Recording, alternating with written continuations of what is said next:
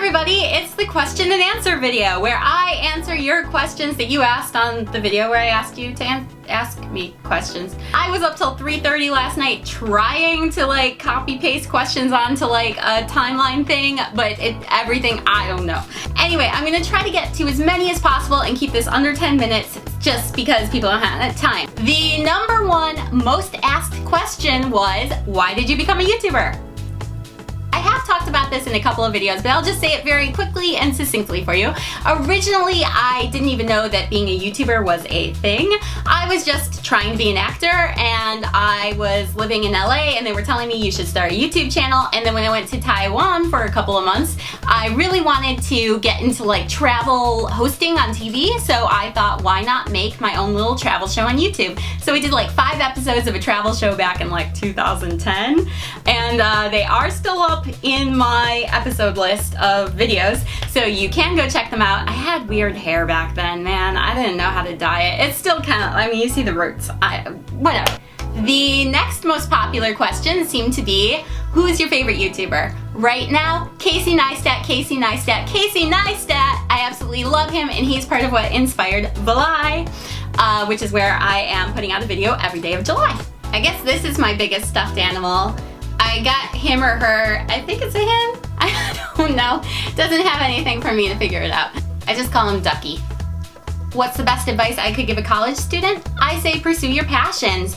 Honestly, if you spend all of those 4 years just doing what's practical, and then you find out that you do not like it afterwards and you don't want a job in that field, then you've wasted these best years to actually explore and meet all sorts of people with diverse interests in different classes, and to actually like expand your thoughts in different ways. Like, I have regrets that I double majored and was off campus 2 semesters, and I didn't get to take a bunch of the really cool classes at my university.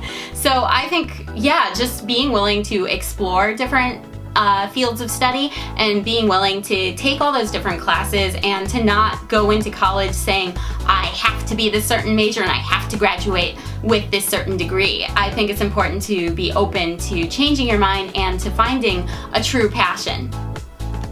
On that same note, someone asked, how do you survive high school? Generally, I personally just kept my head down. I read a lot, I studied my butt off, and I just made sure that no matter what, I was successful academically, because it didn't matter to me what I was doing socially, because I knew that I was going on to college and I had a whole life ahead of me. It was not just about high school for me. I think if you view high school as your end game, if you view it as your end point, then you're never going to be happy. So yeah, you have to remember that there's so much more to life outside of high school, and you have to work for it and you have to work towards it. But you also have to remember that you have to be healthy. Like, you have to be mentally healthy. So make sure that you're taking care of yourself. And honestly, I think the most important thing for me during high school was taking mental health days. Like, if you have a day where you can't handle it, you have too much work, you have to catch up, you are just going crazy. I went to a really competitive school. So like, there were days where it was like I was overloaded and I just needed a day off to catch up on work and studying and to decompress. And if you need that, take that. Go to summer music. I just go on Spotify and I look at like the weekly Discover, and then there's like a summer hits playlist that I really like. And honestly, it's that DJ Khaled Drake jam. I really like that. It goes on and on, can't understand how I last this long. A bunch of questions about traveling and moving and where I want to go. Honestly, I really want to go right now. I really want to go and check out the Philippines. So many people ask me about that. Do you want to go to the Philippines? Are you coming to the Philippines? I would love to go to the Philippines. I just don't have the money right now. Top places I really want to go. I really want to go to Thailand. I'd love to go back to Europe. I'd love to check out Italy again. I would love to see Germany. I would love to go up to the Nordic countries, go to Sweden. Honestly, I would love to travel around the world. I had some good friends when I was living in South Korea who were from Ethiopia. I would love to see Ethiopia. That'd be so cool. People asking me what my hometown is. I'm actually from here near Chicago. How many languages can I speak? Well, I speak English, I speak Chinese, Zhongwen, and I also speak Korean, Hangukmal. So I guess that's 3. I've tried studying other languages like Spanish, but the thing is that I've never lived abroad in countries that spoke those other languages, so I never really reached a high level of proficiency, and I never retained what I learned. What do I do in my free time? What is free time?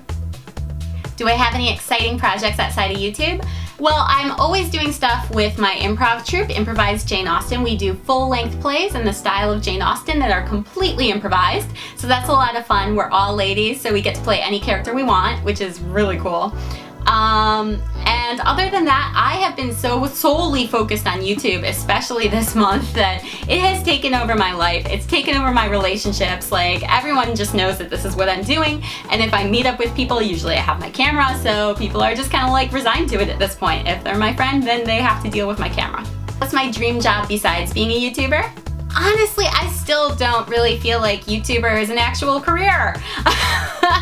Maybe, like, people, I guess, can prove me wrong. Like, I mean, I know there are YouTubers who make money and make a living off of YouTube, but for me, the career is so much more than YouTube. The career is acting. I've been pursuing being a comedian and an actor. For me, yes, YouTube is a platform that I really enjoy, and I think it gives me the best connection with the people that are watching my work and enjoying it. And like, I love talking to you guys who are watching it and who are liking it, and like, I mean, my fans are the best. So that's why I love YouTube. A bunch of people ask me, how are you smiling and happy all the time? Why are you so positive? What led you to this? What motivates you? I'll be honest, I have down days. I have days where I feel in the dumps. It happens a lot, and I mean, it happens off camera a lot. I mean, I don't want to come on camera and be a Debbie Downer. I don't want to come on here and just make people feel crappy because I feel crappy. Like, that's not why I do YouTube. So, like, some people have asked me, oh, are you who I see on YouTube? Like, is that you? I would say who you're seeing on YouTube is me on a good day. Because when I'm talking to a camera, when I'm doing this is my passion, this is what I love. I love creating, and I love communicating, and I just love making, I love filming, I love people. So me talking to you on YouTube and me making sketches and comedy and all that good stuff, that's me doing what I love. And so you're seeing me when I'm happiest, when I'm just doing everything I want to do, and I have all of the potential of what I want to become. It's right here, it's what I'm doing. That's the motivation, that's the love, that's the joy. And what's my favorite type of video to watch on YouTube? I'll admit I really like daily vlogs, but I don't like them if they take forever.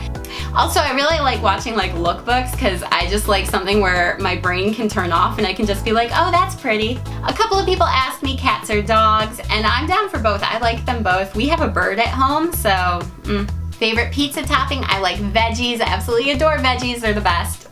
And I like pineapple on it, and to be honest, when I was in Asia, they put corn on their pizza, and I really like that. I like that crunch.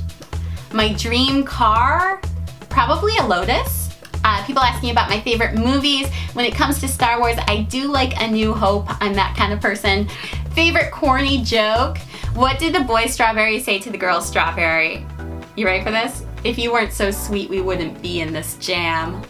Oh, this is so hard. Favorite candy? I like so many candies, but I'm gonna go with Twizzlers right now. I really like Twizzlers. Do I like spooky stuff? No, I'm afraid of ghosts. Lots of people I know, if I do a meetup, I would love to do meetups. I personally, I don't, like I said, I don't have the money to travel right now. I want to, and I would love to do meetups all over the world, but at the moment, I can't, sorry. Everyone wants to know about my most embarrassing moment. Ooh, I got a lot of them, guys. One time I was at a film festival in LA, and it was like an indie film festival, and I had seen a film just the other week where the actor looked like an actor who was in another film that I was seeing there, and I ran up to him and I started saying, oh my god, I loved you in this film, blah blah blah, and I named him by the name of the other actor, and I was so effusive and I was so fangirling out at him, and he was just smiling and nodding, and then I walked away and my friend was like, you know that wasn't him. And I was just so embarrassed. I was mortified. I was just crushed. Can you imagine that? Like having someone fangirl out at you, thinking you were someone else? It's so embarrassing. Someone asked me what I think of Kylie Jenner's face. I think she has a face. I think that's great. Honestly, I just wish that we would stop commenting on women's appearances so much. I don't think that it's productive or helpful, or that it is even healthy. Someone asked me if I met a fan on the street while I was living in Korea. I have lots of people who would like, you know, look at me and they point at me and they shout the name of my show, or when I went to a nightclub they'd yell out, "Oh, Vickie da," like it's Vickie. So that was exciting. And then I remember the first time I had a fan take a picture with me and I was like, what's wrong with you? Why would you want to take a picture with me? That's weird.